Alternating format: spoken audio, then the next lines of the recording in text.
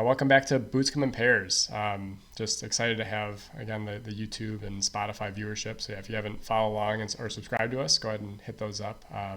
But just excited to get back and talk more about baseball and a really exciting D-backs, Phillies ending, not predicting. Last week I was wearing the D-backs jersey kind of sarcastically, but we were kind of writing them off. We're like, hey, they're down 2-0. Philly looks really good. I don't know how they're going to win. And talent-wise, yeah, you could say yes. But the D-backs just stayed relevant, kept in their at-bats, and really grinded through the series and had bigger hits down the stretch.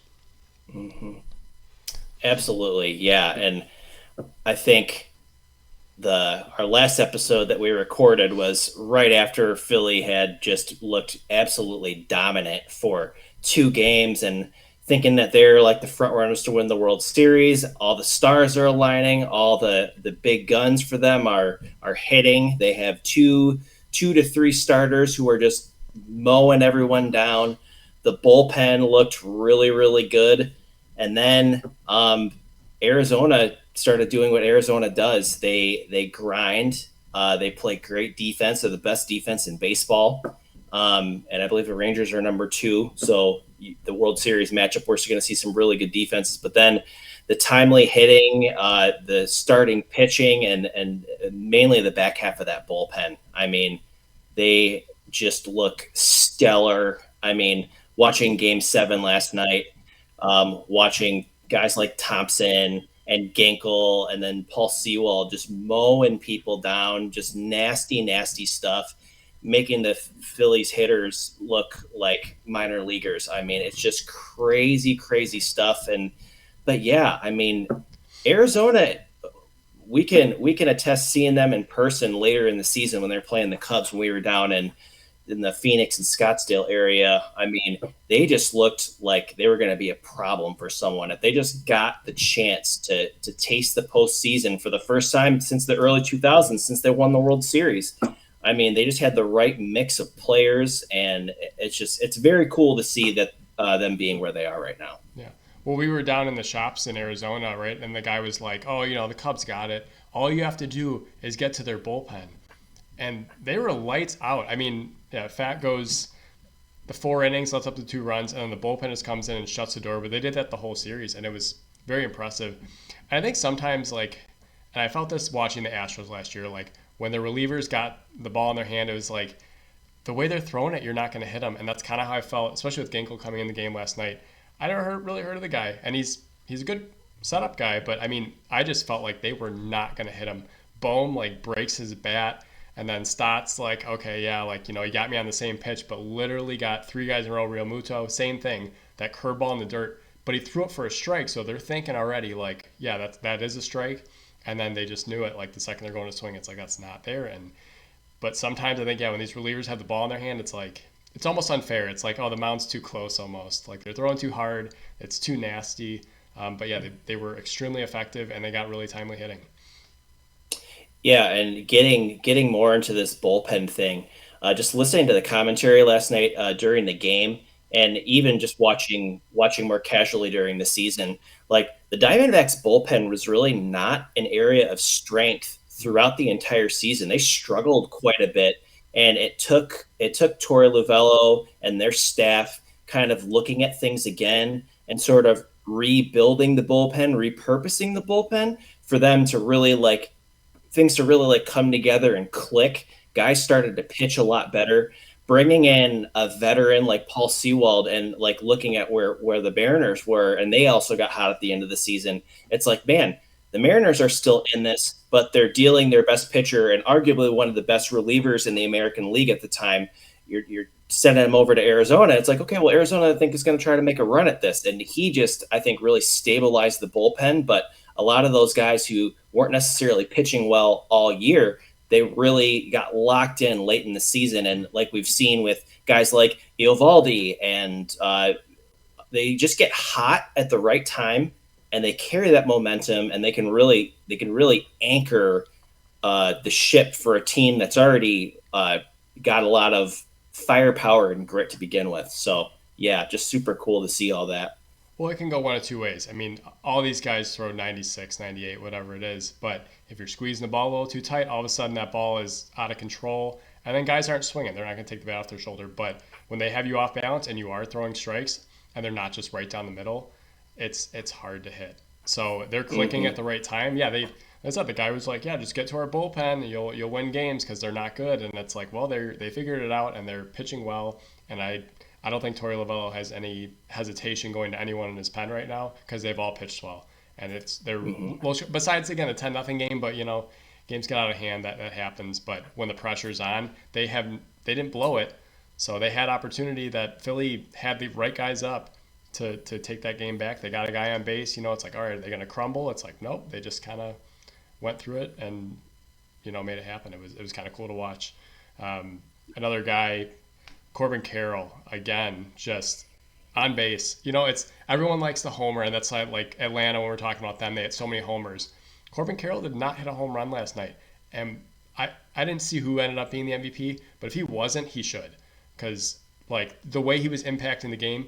Game one, he was kind of skittish. You could tell he didn't really want to steal bases. He's like, I don't know if I can go yet. Last night he's stealing bases, gets a sac fly too, but yeah, 3 for 3. I mean, just locked in, good base hits, nothing in the air, just getting it through the holes and getting on base. Yeah, and he has quickly become one of my favorite players to watch. He was going through a stretch, I believe they said last night on the score or the announcing that he had gone through like an 0 for 10 stretch, and last night he was 3 for 3 to start the game.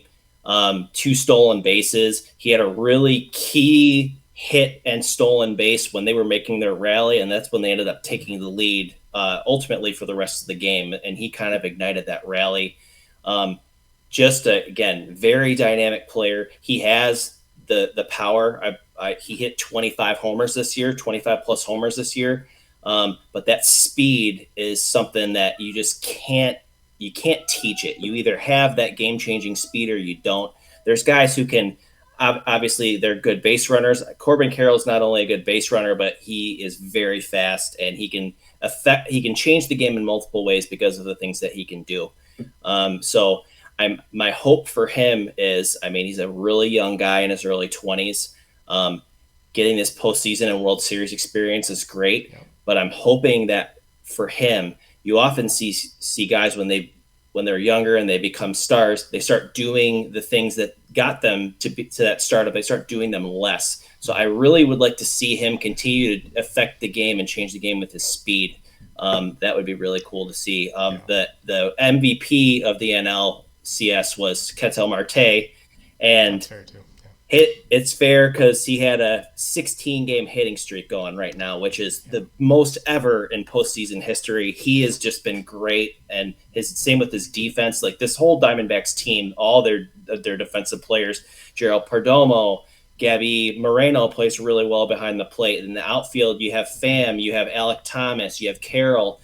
And then at third, Longoria's played really well at third base. Yeah. So he stole the series versus the Brewers. He was a big reason why. And they're like, oh, he's not used to playing every day. It's like, well, get used to it now because you're ready to go. But he's fresh. Yeah. To your point, though, I think a lot of times why guys stray away from kind of their original game is injuries. Also, that speed game takes a lot out of you. You jam your hand going into second. That's why they wear the oven mitts now. But you can still jam your wrist. You can still jam your ankles. There's a reason why that's kind of the young man's game. But I think the way he hits, because we were talking about Nick Madrigal a couple weeks ago and how the way he hits is fine if he hits 300. Well, Corbin Carroll hits 300. He's that kind of hitter, but he also has a little bit of pop too, and there's a lot more to his game than just that. So I think there's a good balance of the two, and he's got it going on, and we'll see. Yeah, hopefully this isn't the 1 year and done for them. They build off it, but I think getting there in itself will. And you don't count them out because they certainly can win this thing. But yeah, just seeing what it looks like. But Philadelphia though, they were screaming hot coming in to the NLCS, and then they looked really good the first 2 games. We kind of wrote off the rest of the series. They won 10-0 last Wednesday when we were doing the podcast. But we're like, how are they going to stop them? They stopped hitting. They stopped hitting homers. They stopped, where's Castellanos? And I like him, but he was hitting like seventh last night, and it's probably because he just wasn't hitting anything. Harper's average dipped down to like 290, and he was on fire. So he was just hitting fly balls. They just weren't clearing the wall. Yeah. Yeah, he was definitely driving the ball, and there was a couple of them there where he thought he almost got it all. I watched a post game interview with him, and there was a particular at bat where he was again such a smart, dedicated hitter that he is. Like he said, I missed a home run probably, but like my barrel missed it by like a tenth of an inch. He's like that's what it came down to, and I saw a couple of those balls, and it's like if one of those goes out, the whole thing could change, but. Just missing the barrels. The Diamondbacks, their relievers, and their starting pitching, they did well. They didn't give Philly anything. They didn't when you don't make mistakes on defense, you're limiting the opportunity for the other team to feast on you. And Philly, I'm sure, would have feasted on them if they would have made errors, but that's not in their game. That's not in the Diamondbacks game. It's not in their DNA to make silly errors and mistakes. They're the best defensive team in baseball. So they're not going to give you any extra outs. You're going to have to earn every single bit of what you get against them. Well, that's a testament to their organization, because when we had John on, he's talking about how the White Sox, they just don't build good players. They're not playing fundamental baseball. And their Diamondbacks are a young team, and they play very well fundamentally. So, again, a tribute to their, farm system and the way they produce their talent, because a lot of these guys are homegrown. I saw the Cougars, I follow them on Facebook too, and it's like they were like, yeah, Alec Thomas was here, and this because they used to be the feeder for them, so they're like, yeah, promote like all of our guys, but like that was part of their system from Single A. So cool just to see that they got this far. I wouldn't have picked it if you took the Vegas odds. I think they were 450 to 1, so you'd be making a pretty penny if you put anything on that. But obviously this was not the World Series matchup they thought going into it. Even 2 weeks ago, wouldn't have thought it going into the CSs, but it was fun to watch and cool to see them get through. Yeah, it's going to be a blast watching this, and more than the players, I'm very, very happy for Torey Lovello.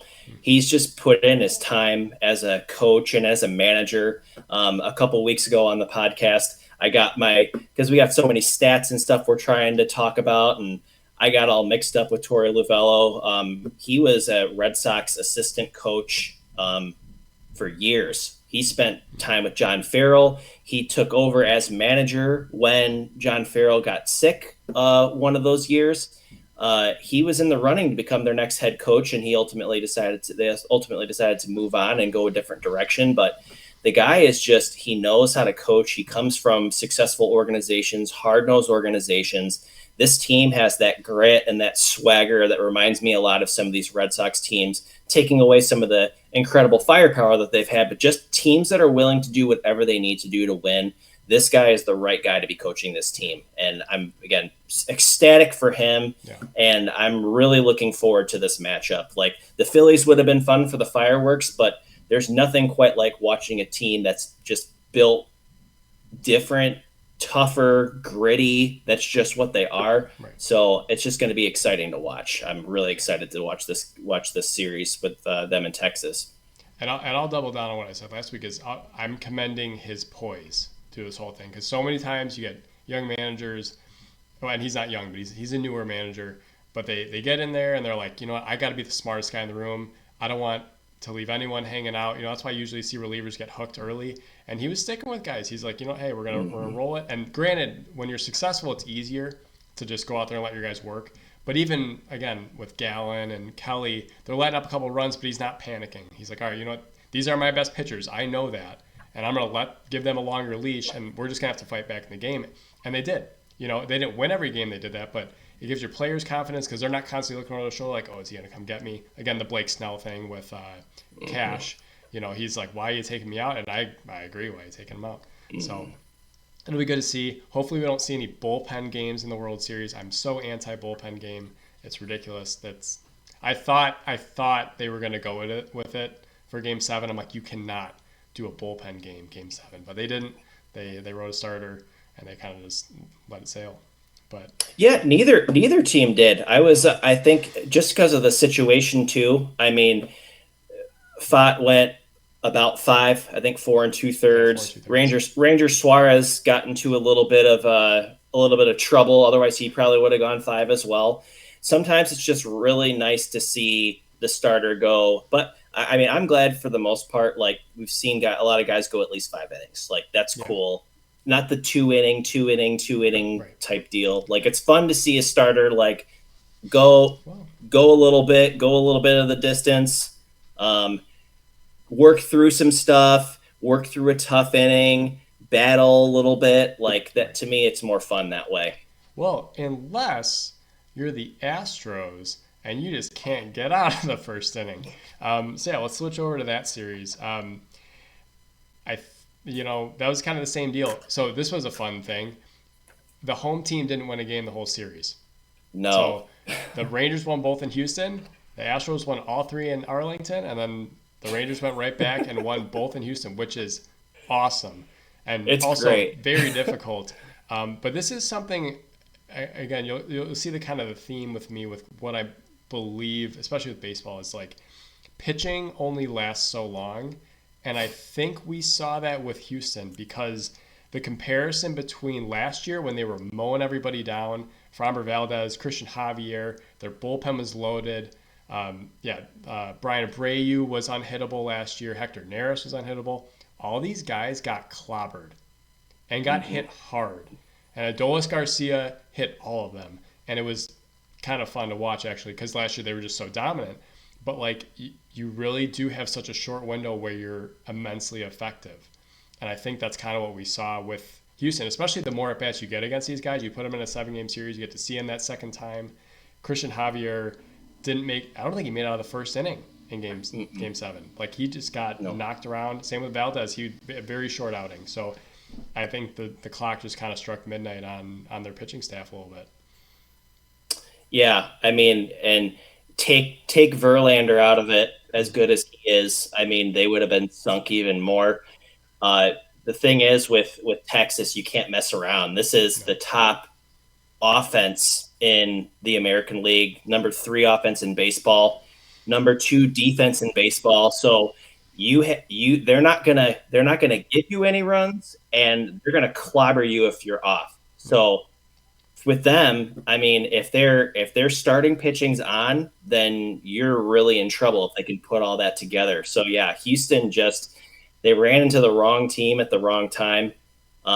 You have guys like Nathan Eovaldi Or the and right team at the right time. or the right team at the right time. Yeah, Depending on your um, perspective. but yeah, you have Nasty Nate doing Mhm. great stuff. Jordan Montgomery has been incredible, Yeah. and I mean, starting 2 games in the series and then throwing 2+ innings in relief, getting the win in Game 7. Like that guy's all grit, and if Garcia hadn't have played as well as he did, I think Montgomery wins the Yeah. ALCS MVP. But You know what I I can't mean, understand just too with great. that whole series. I don't understand why you pitched to Jordan Alvarez in the month of October. Just don't do it. He almost hit one out last night and he hit it off the tip of his bat. And I'm like, Yeah. why? Why even bother? Just put the guy on first. But I mean they survived it, but I'm like, man, this guy cuz Kyle Tucker was kind of struggling, but Jordan Alvarez, Kyle Tucker was brutal. yeah. Kyle Tucker was probably in the MVP conversation. Not probably. He's definitely in the MVP conversation for the regular season. He didn't do anything. I have a stat here. Um, he went 4 for 26 and with a 150 average, 3 extra base hits, and 1 RBI. That's out of your second best hitter. Like Jordan Alvarez was a problem. I mean, Yeah. a 1487 OPS, 6 bombs, and 15 RBIs in the playoffs. Like this is the only guy you shouldn't pitch to. Him and maybe Altuve. Altuve. Yeah. But yeah, Tucker just did not show up, and you're not. They like aside from aside from Eovaldi and Montgomery, like the bullpen was getting hit around. So it's not like he didn't have the opportunities. He just didn't. Similarly to Castellanos for the Phillies, Tucker just didn't show up in the ALCS, Yeah. and that's a big problem when that's probably your best all around player. Yeah. I mean, and he didn't show up. And I would say if you're Arizona looking at the Rangers and you're like, how do we get to this team?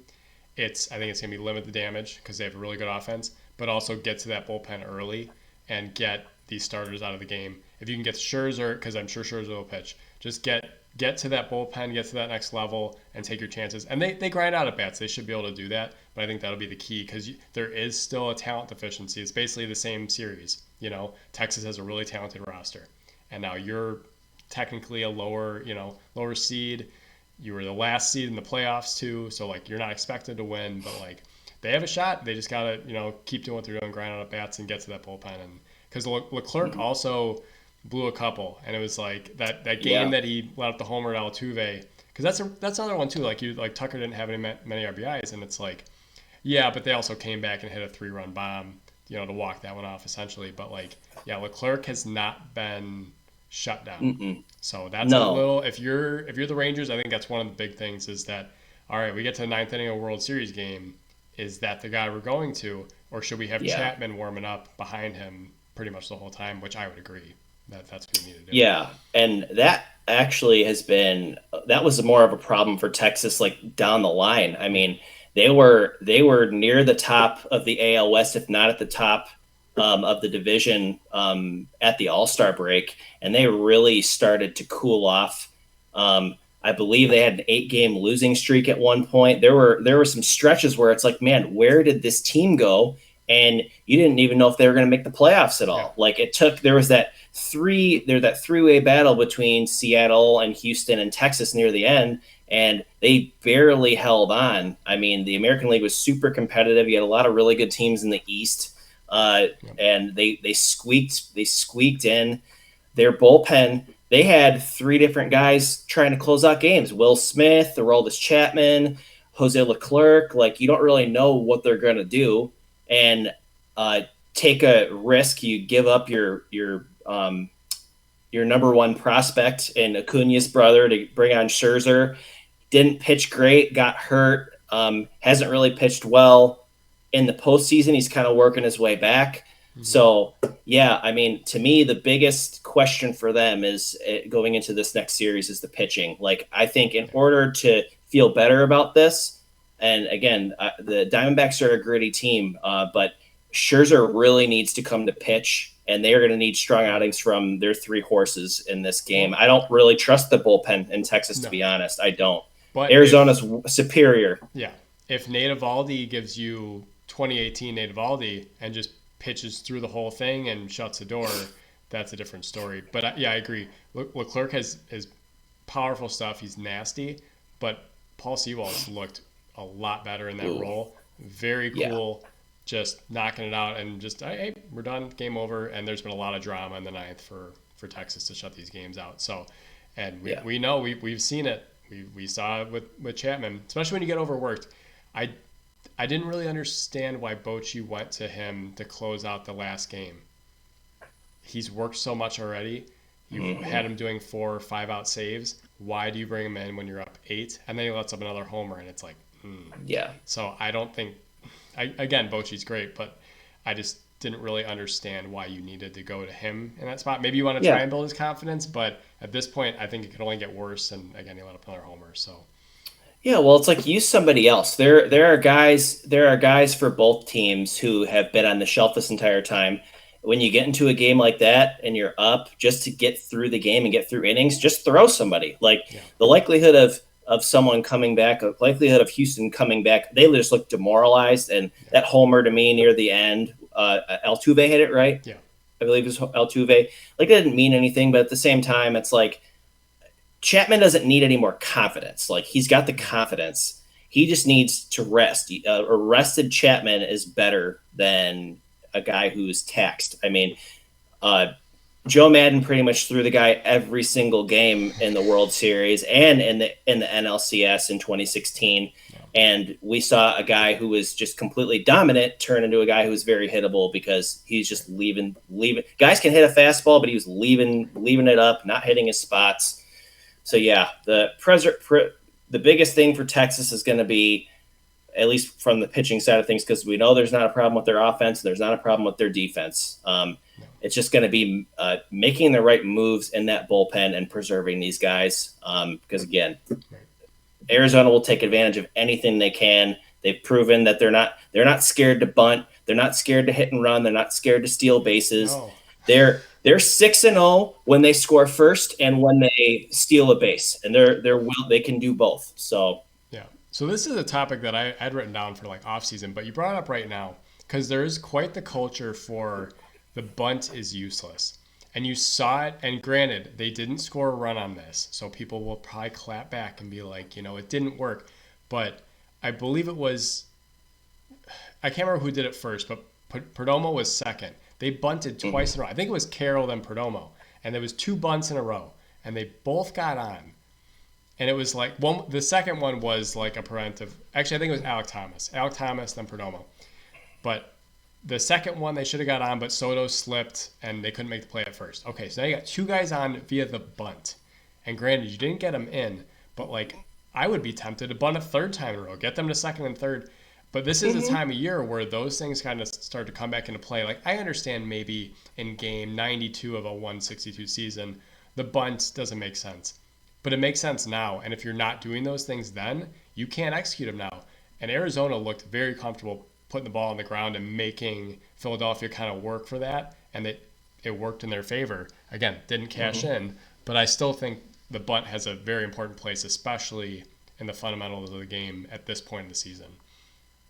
Yeah, and I mean, what do they say about the postseason? Crazy things happen, and you need to be willing to do things that are out of the ordinary now. It used to not be out of the ordinary because it's just this age of analytics and just valuing the number of outs that you have. And it's like, well, if I'm giving up an out, my chance to score runs, the optimization goes down.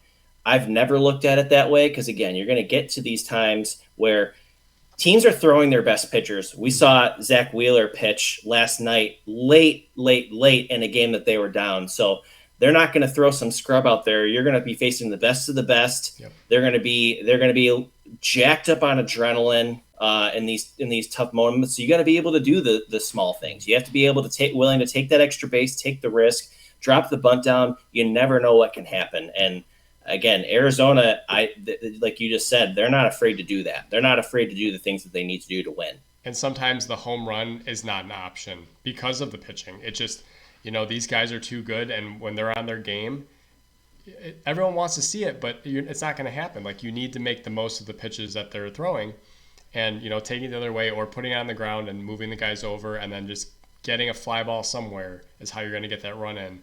And that's just sometimes how it works. Another thing that's really been creeping up, and they're not talking about it, I think they should, the check swing. Ooh. Why can we not review that? And why are we waiting? Like, we can challenge everything else, but these check swings come at such pivotal moments, and there's been a lot of bad calls on that. And it goes both ways, and that's fine, but, like, why not just get it right? And just, like, how quickly they have that replay. It's right there. And then you can just make the right call and we can move on and all have a good day. But you get, the fans are always going to be mad for the home team. But, like, have you noticed the check swings being atrocious? Or is that just me? No, it's been pretty amplified. And I'm trying to think who did it last night. I'm pretty sure Kyle Schwarber, there was one. There was two on Schwarber. Yeah. 2 on Schwarber. I mean, late in the regular season, Angel Hernandez had a terrible one on Bryce Harper. It's just good. That was another point. We forgot to bid farewell to Angel Hernandez for not being a postseason umpire again. It's fine. But that's they're bad umpires, but yeah. Yeah, but to me, the great thing about video replay is that these umps are held accountable, and that's a big thing. I mean, it's not that hard to go to the review. I mean, just like I don't know, they do the point down, right? Mm-hmm. I mean, like the catcher does the point down to the ump and he does safe for out, but it's very easy to review. It can save a lot of time and a lot of calls and a lot of frustration. Like, yeah, but I notice it. I do notice it. It's not subjective. It's right or wrong. And most of the time, the umpires, I don't know how you could possibly see that. It's an impossible task, and you're asking this guy to, like, be looking for it. And it's like, let's point to him. And it's like, half the time he's just kind of reading the situation. He's like, you know what? I don't want to do this on a third strike. It's a big out, big inning. Let's give him another, he didn't mean to swing. Same with that ground ball to Jose Abreu at first, where the home plate umpire, it's his ball until it crosses the bag. Well, he was wrong. And you can see that he's Yeah. wrong. And it's like, well, we can't review fair and foul. It's like, why Why not? not? Yeah, what do we Yes. like? Why are we stipulating? Okay, because the best baseball game on earth is MVP Baseball 05. This isn't a Yeah. comment. That's just fact. Yeah. But they were able to integrate that technology in 2004, 2005. They had that. It's like they had that check swing thing, and it's like you see it, boom, boom. Okay, it's every replay of every time they do it, and it's instant. Why can you not just have a side judge be like, hey, yep, that's it. We don't need to put the headset on. Just yes or no. Like have a guy on the side watching that. Get it right. They have these high def cameras everywhere. They have the behind the home plate cam. They have the base cam. Why can't you like implement some kind of technology that has like a sensor near the front of the plate, Yeah. and if the bat breaks the plane, then some kind of light goes off, Right. or it lets the umpire know. Right. Like there's so much technology, and there's so many things that we can do, and so many things that have been done in this game. I don't know if you've seen some of the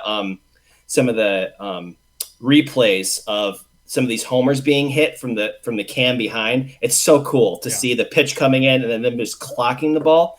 But it's like, I don't know. I think something like that with technology needs to be done with the check swing to make it easier, or just that would save time at least. Tennis does that. They have the CGI replay, and it like instantly, literally like the whole stadium, they stop for maybe 2 seconds. They get the call right. No one has to explode on an umpire anymore. There's no more debate, discussion. It's just right, and you know it's fair.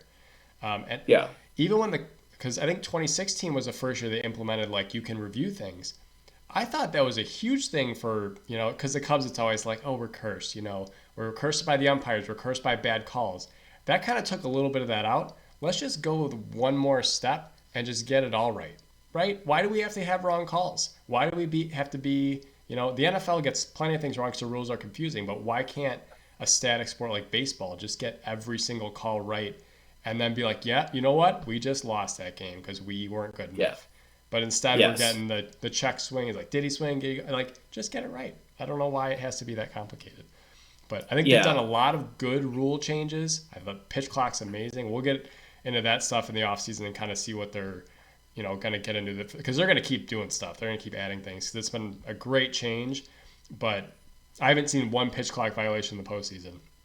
FYI. They're like, oh, it'll change that. Like, no, it won't. They're used to it now. They're fine. But that's one that's been kind of irking me the last couple of days, especially when every strike matters, and it changes the at bat. When that guy swings and it's called a ball, that changes it for the pitcher. When he doesn't swing and they call it a strike, that changes it from the hitter's perspective because you're just altering the way he's going to get pitched, and then he thinks he's got to go chase that next ball or be more aggressive and cover the plate. So I'm just asking for them to get it right. They're not going to listen to me, but. Just before we close this topic out, because that was a really, really good prompt for sure. The biggest thing that people talk about is like, oh, well, it's good to have human error in the game. I don't want human error. I want the right call to be made. Yeah. I don't care if it's my team or not. Obviously, we've had our teams benefit from blown calls. It happens. We've had teams that we don't like benefit from blown calls. It's just the way it is. But I'd rather just like any sport, I'd rather the right call be made, and I'd rather the official, the umpire, the referee, whatever sport it happens to be, I want them to be held accountable, and I want them to be rewarded when they make the right calls. It's the same. It goes both ways. But to me, I'm less concerned about human error, and I'm more concerned about the right call being made, whether it benefits me and my team or not. Right. Well, when little Johnny is playing his MLB The Show video game and the guy hits it 10 feet foul, but the umpire calls it fair, and he starts flipping his table over because, umpire error, though. Sometimes we get these things wrong. No, that's not drawing him into the game. If he knows that they're going to get all the calls right, he might be more interested. But when you have to explain to your kid, sometimes it's not fair and they get the calls wrong because they're human. It's like that was the excuse in the 70s, 80s, 90s, whatever. That doesn't have to be. They're showing the replay. They're like, here's all the information. But we have too much technology, too much information, too many eyes on every single angle of the field. There's too much too much in place for them to not be making the right calls Right. all the time. And you get away with it when you're from a standpoint of we don't use replay. Okay, fine. We don't use replay. I have to live with his decision or whatever. But when you use it already and you're doing those out calls at second and the guys are doing swim moves now and they're getting in and Javi's doing all his crazy slides and he's getting in there. You know what? You open the can of worms. Now let's go all the way. Let's commit fully to it and let's just do it, right? Let's get it right. Mm-hmm. But yeah, we'll definitely get more into that stuff. But again, I didn't know if I was just seeing things. I didn't think so, but yeah, that's it. Be better. But they are better because Angel Hernandez is not umpiring the postseason. I don't know if he's out altogether. He should be, but we can still happy trails him. Yeah, we'll happy trails him in the off season for sure. I mean, it'll be a good one. Or like good riddance, but so what do we think? I mean, game 1's on Friday. Texas is the home team throughout this. What do we think? What do you? How many games do we think it's going to go? Who's going to come out victorious? I mean, watching the Diamondbacks play definitely makes me. I'm still going to stick with the prediction that both of us made, but Texas. It's definitely more interesting now, and I'm going to try my best to not miss an inning. I mean, I'm really excited for both of these teams. People can say like when it happened, when Philly didn't make it, everyone's like, well, no one's going to watch this World Series. I beg to differ. Baseball fans are going to watch this, it's going to be right. The Philly market is probably bigger than the Arizona market, but I don't think. Again, I don't really care about what's popular because everyone's watching football right now. But no, they should be watching baseball. So regardless of that, it's going to be a good World Series. You don't have the big markets, right? You don't have LA. You don't have, Atlanta. Is that a big market? Sure. But you're missing the top dogs. You don't have the Yankees in there. But I think it's going to be a good World Series. Anyways, I think you have two really good teams. So I guess you're only asking because we did pick Texas as how many games? Because we can't go back. Although I think Arizona has just as good a shot. I would go 6. I don't know if it's going to go 7. If it does go 7, I would take Arizona. But I would say Texas in 6. I think the first game is going to be Texas, and it might be a little lopsided just because I think you got a lot of young guys on Arizona's side. They might be nervous, and then they'll settle in later in the series. Not a knock on them. I just think you have a lot of experience on the Rangers side that might go their way for the first couple games. Mm-hmm. So who, in your mind, pick a guy for both teams, who's going to be the biggest difference maker for both teams, whether it's a guy who just needs to step up or just someone who needs to continue the good play? I think Eovaldi for Texas, because I think he has the ability to impact the series 2, if not 3 games, if it comes down to it. If he can set the tone, I don't know, is he starting game 1? I would think so. I think he is. I think he's going game 1. I don't know why you wouldn't. He's got the most experience. I would say Eovaldi there, and then two-sided, Eovaldi and Leclerc. If he can shut the door, that changes things. And then for Arizona, I think it's Corbin Carroll and Sewald. You got to pair the closers. You got to shut those games out. And I think if Arizona's in the position, I think they will. It'll just be whether Texas, if they're in the position, if they can close it out. Mm-hmm. Yeah. I think for me, I definitely agree with what you're saying for sure. I think Texas makes it a lot easier on themselves if Scherzer can pitch well. Scherzer needs to, and I don't know how much Scherzer has left in the tank. If he ends up winning, he might just call it a career. It's possible. He's still got some stuff left, but this year was kind of disappointing as far as just being injured and wanting to help more. But I think if he can pitch well and give them some meaningful innings, I think they could have it in the bag for sure. I mean, this is a different question. So you have the scenario where the Mets are trading Scherzer and Verlander. How different would it look if the Rangers got Verlander instead of Scherzer? That's interesting. Yeah, because really, Scherzer hasn't done too well for Texas. No. So, and I don't know, maybe they wanted too much for Verlander, and they're like, we'll take 1B, that's fine. But man, if you had that pitching, you had Montgomery, Evaldi, and Verlander, Hmm. how much more confident you are. Again, maybe they don't get there, I don't know, but like, yeah, that's something that's interesting. I don't know because I don't have it in front of me, but who was dealt first? Who Yeah. was dealt? Because here's the thing, I don't know if it gets much better than you dealing one of your top prospects to get a guy like Scherzer. Also, Um, Verlander's I got to don't. say yes to it, and he was probably really comfortable in Houston. So, Yeah, which I mean, a team that you've pitched with for years, a team that you've won a World Series with, you've mhm. been the one of the leaders on the team. Definitely have some, but I mean, for me, it's hard to believe that it would be because they couldn't give up enough because they gave up a lot to get Scherzer. But I'm just curious as to whether like they saw more in Scherzer or they couldn't. Like maybe they discussed with Verlander's team about Verlander, and they just couldn't. He just wouldn't approve a trade. But like Right. giving it like Luis Angel Acuna is like one of the best in baseball, like prospect wise. Like Yeah. he's dynamic, he's fast, he does a lot of things, and he probably won't be too long before he's in the league.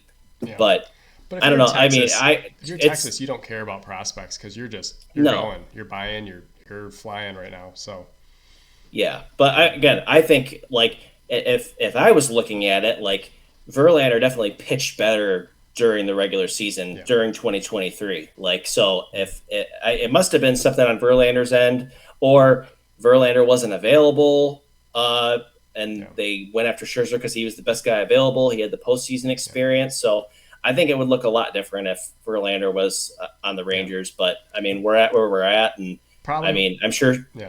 Probably wouldn't I'm sure have happened. Scherzer's not happy with his performance. I'm sure No. Oh, Scherzer's you can really see it. itching to get back out there and try to throw some meaningful innings. Yeah. I said probably wouldn't have happened, but just interesting because they both got dealt. But yeah. Yeah. Anyone for Arizona? I don't think he gave anyone for them. No. Arizona. Um, I think Gallon needs to pitch. He needs to pitch well. Gallon, when it comes to the starters, has not been great Yeah. at all, especially in the last two rounds. You're facing some pretty tough teams in Milwaukee and LA and Philly, so understandable. They have offenses that can score, but Zach Gallen's one of the best pitchers in baseball. Yeah. He's going to be in the Cy Young voting. He's very talented. He throws a lot of different pitches. They're all plus. He's the bona fide ace of the staff. He needs to pitch. They need him to come out and pitch really well. Yeah. Merrill Kelly did extreme. He had a great year as well. Actually, like I mean, an incredible year. I mean, probably the best year of his career so far.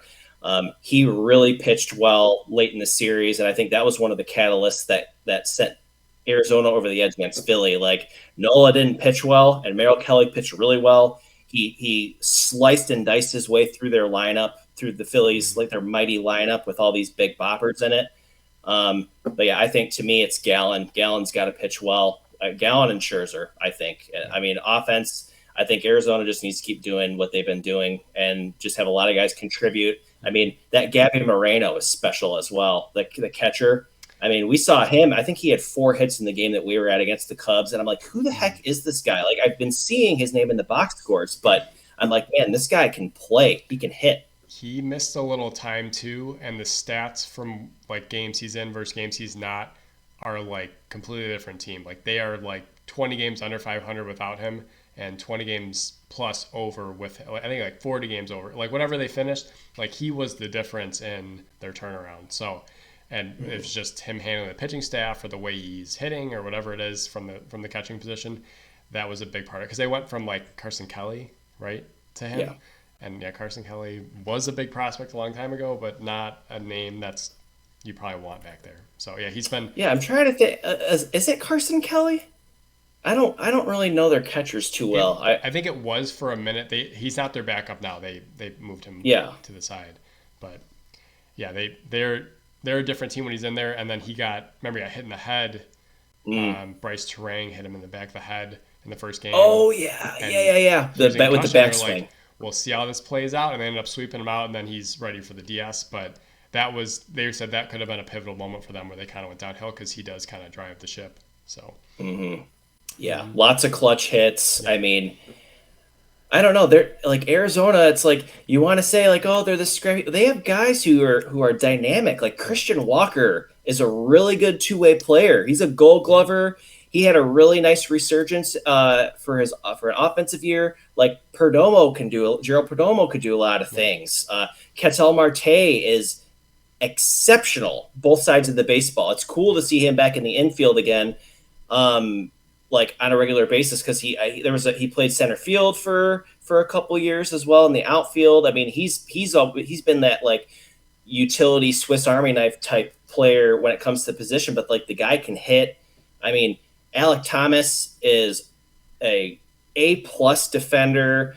His offense will start to come around. Corbin Carroll's excellent both sides of the baseball. Evan Longoria has the pedigree. He's older now, but he brings that experience. And then Tommy Pham is a really good two-way player as well. He grinds out at bats with the best of them. I mean, he's always been a tough out. He's always been one of those guys who's seen more pitches than other people. He just has a professional at bat every time he's out there. I think one thing too to think about is so you have some guys like you look at Philly, and you get Trey Turner, big contract, big deal. Bryce Harper, same thing, a lot of money. You're throwing at these guys. So with that, there's expectation. Like, hey, we gave you this. Now go hit 37 homers in the NLCS. Not going to happen. But you look at Arizona, you got a bunch of young guys. Expectations are low. Like, these aren't like highly paid offseason moves. These are guys that you built up through. And, if they don't perform, it's like, okay, they're just learning, they're doing whatever. But there's really no pressure on these guys to perform. And they're doing it. And they're coming up clutch and they're doing all these things. But, like, Trey Turner's got a different set of weight on his shoulders when he's dealing with the Philly fans and like, hey, I just took $300 million from your owner. And now I'm basically part owner of this team because I have more money than the owner is. But like, when you have those things going on, like Corey Seager just has a bag from Texas. So like, he's got a lot of expectation on him to kind of bring this thing home. But these guys are playing loose. They're playing confident. And sometimes that might outweigh the amount of money you've paid to some of these guys. Absolutely. 100%. I mean, you see, not that any of these contracts are bad contracts, but you just see, I mean, we're mainly seeing it in the NFL right now where it's like, okay, quarterback gets the bag and then he doesn't play well. Like even in bring it back to baseball, like one of our guys, Javi Baez, like gets the bag, doesn't play well. So it's almost better. He cost himself a large bag. Actually, I didn't want to admit it, but this is the Javi Baez boy. Jersey. But we just used the front of it because it's a nice jersey. But it's not. Well, I hope that he turns it around. When I was at the Tigers game several weeks ago, when it was Miggy's last Friday that he played, I was talking with some baseball fans about different guys and. Javi Baez made a really nice play, and they're like, man, if only he could do that all the time, he could do that. Like, bad contract. I'm like, well, I'm a Cubs fan, and I apologize for his play. I really hope that he finishes better on the second half of his contract than the first one, because he is just not the same guy. He's a confusing, but Jeremy said it actually. Like, he's like, when he had that really good year, he's like, sell high, because that's it. And I'm like, Jeremy, I mean, even if you're right, you can't take that approach. And he was right. I give him credit. But, like, it just, you were in an impossible situation. The Cubs, I think, did the right thing. They didn't offer him the long-term deal. They waited, held their cards. And he took a bath because he could have signed for more with the Cubs. He said, no, I can get more in a couple of years. And then he kind of missed out on that big money. He did. Because no one wanted to give him $300. But he's a dynamic player, but now he's 30. Is he 31 now? I think he's 30, 31, and he's the bat's gone. The power's gone. He doesn't slug anymore. The book's out though. They know I can throw it in the dirt and you're going to swing at it, and that's it. So when you have that, and you'd think he'd have learned from Miggy. It's like, how do you have a really outstanding career, hit everything, and he's not, but he just didn't. It didn't translate. And hopefully on some parting words, Miggy is like, hey, you want to keep playing? This is what you got to do. You want to be successful, this is what you got to do. But not yet. Well, a couple of Cubs notes as we're kind of transitioning to our Cubs theme here. They've been talking to Kyle Hendricks a little bit about restructuring and extending, which I don't know if that really matters. I I don't. I like Kyle Hendricks. I don't think extending him is good or bad. I don't. It's a piece. If he's your fourth or fifth pitcher, that's cool. Um, Again, I love the guy. He's the last guy from the World Series team. Probably should have pitched more in that game, but different day for that. But that one doesn't really move the needle. But some of the names I've been hearing swirling, and we'll get the full list kind of when all this ends in 2 weeks, and then that's when the hot stove really keeps going. But I saw Bellinger's around. That's always going to be there. But I saw a new name surface, Matt Chapman. Yeah. And that makes me lead to believe that maybe they're not just going to settle for Jeimer Candelario, which I would, again, I liked the move at the time of the deadline. It was probably the best guy who was available. But I think, because the other name is Pete Alonso. So the two weaknesses you had last year were first and third, unless Bellinger was there, but then you're weak at center. There sounds like they're going to at least try to address the corner infield positions and not just sit on Nick Madrigal, Patrick Wisdom, Candelario to fill those roles. So for me, from the Cubs perspective, I was a little excited to hear those names, and we'll see who they end up with. But I think just the idea that they would even pursue those sounds enticing to me. Yeah, and I think you hit it right on the head. And we can't have another time or another season where like you're not getting the power and the production out of those corner positions. Traditionally, again, home run, slugging is what you need from those two spots. If you're a great team, those players are solid defensively. The last time the Cubs were super relevant, they had great corners. They had great pop at both those positions, smooth defense, and Bryant and Rizzo. Chapman is really intriguing. I still think Alonso might be a little bit out of reach. And I mean, he definitely has to, after this past year, especially with the average, he's got to prove that he can raise that average a little bit. I think Chapman's a whole lot more likely. I don't think he's unattainable by any means. I just think Alonso's going to take more. But Chapman's a Platinum Glove winner. He's got some pop. Maybe in a lineup like the Cubs, he can maybe be a little bit more relaxed. Playing for the Blue Jays, you have Bo Bichette, you have Vladdy, you have Whit Merrifield, you have guys who can hit, but they're younger. So Chapman might feel a little bit more pressure to push the needle. But right. I think what I want more than anything, though, is because I love that Texas is made it to the World Series because it presents a different model on how to get to the World Series. 2 years ago, they were one of the worst teams in baseball, and they have essentially purchased this roster. Mm-hmm. So, because I think anytime you hear again, we're talking to John, and it's like, hey, you're about to go into a rebuild, and it's like, ugh. And that just takes so long. That's an 8-year process. But the buying model, the Yankee model, as we'll call it, buy your team, get to the World Series, is instant. It's like, hey, 2 years, let's go.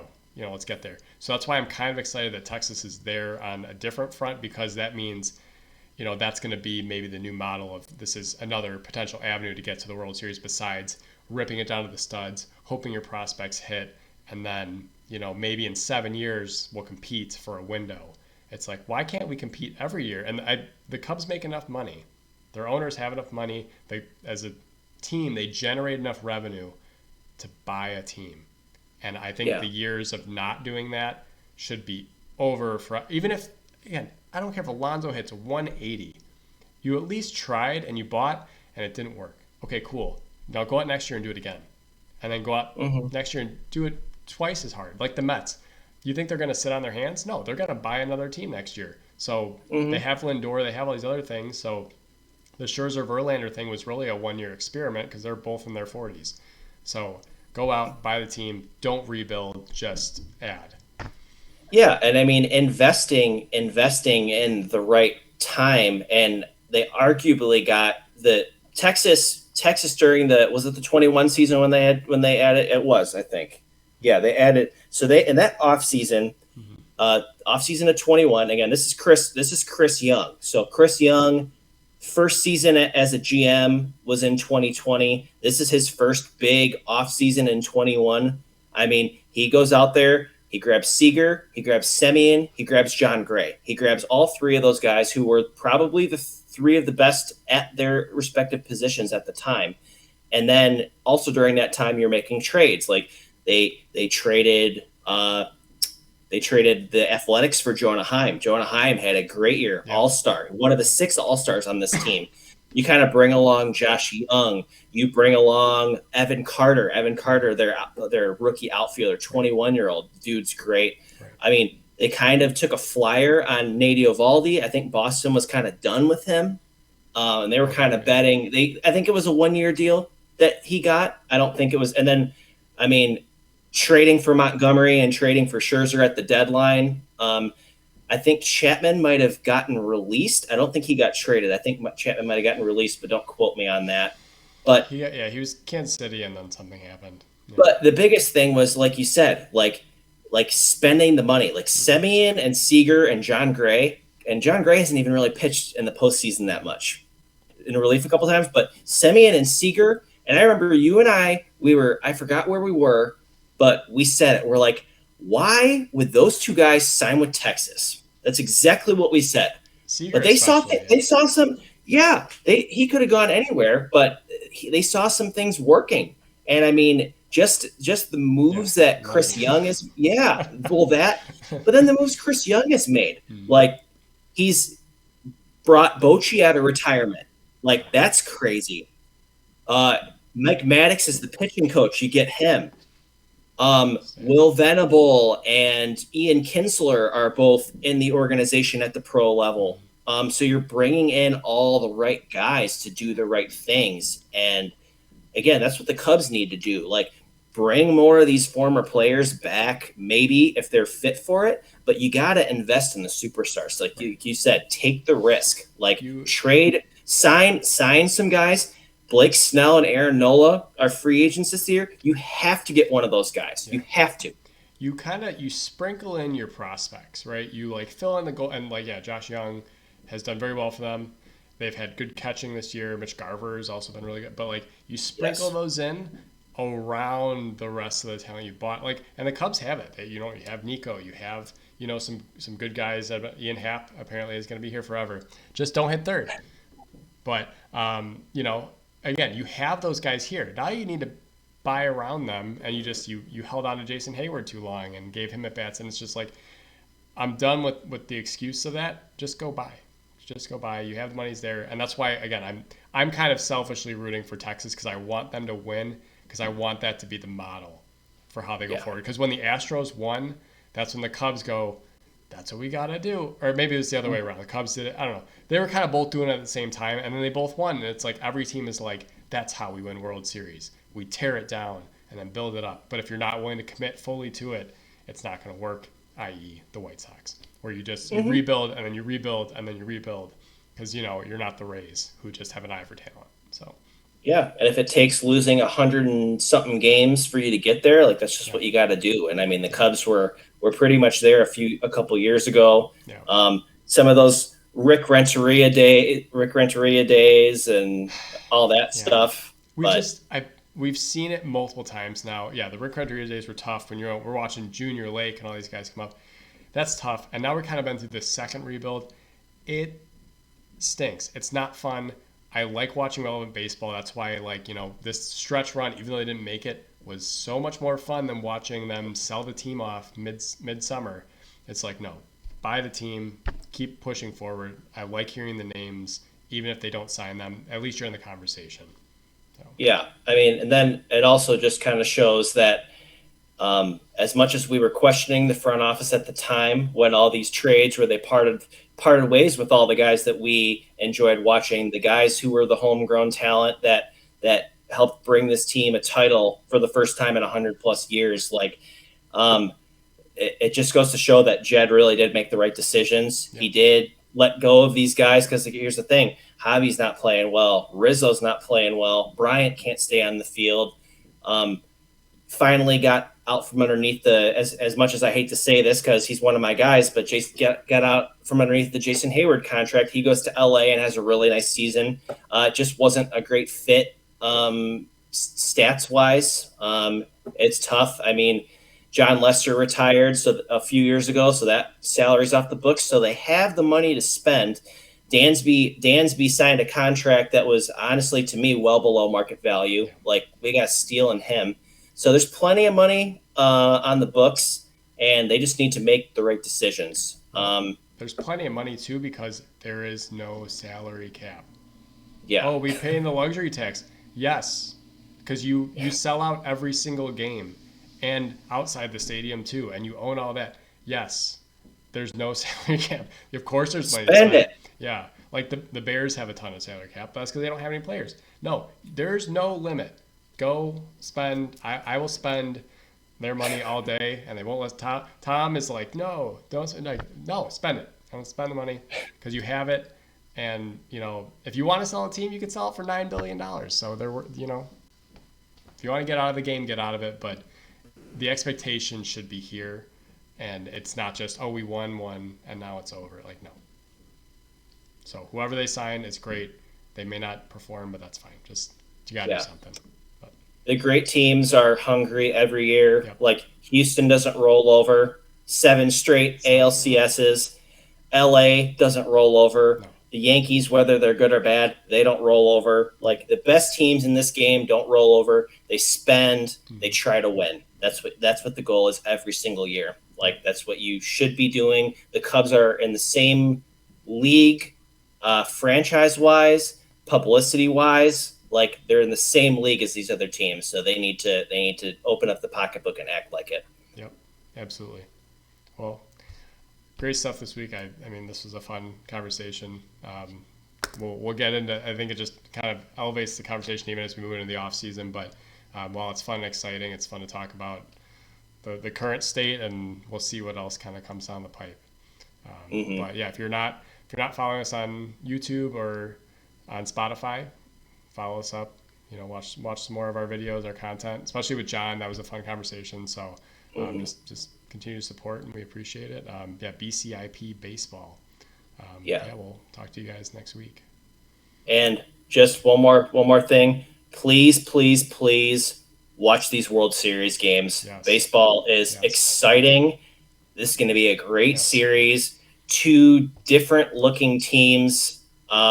Just watch the games. Like it's going to be great, and I'm excited. I haven't been this excited in a long time, and I don't even have a team in this. Yes. So, and I will start a counter for how many guys go not far enough. I'll start a counter. I'll see how many pitches I see, and whether it's early in the game, late in the game, doesn't matter. I will just the number that I physically see. I will report back next week with an actual next count, week, and I will take names of the umpires who blow the calls so we can blow them up. Or talking points. Yeah, or just so we can promote the AI software that eliminates their job. Yes. I will. Yeah, boots come in pairs. Take it easy. Peace, guys.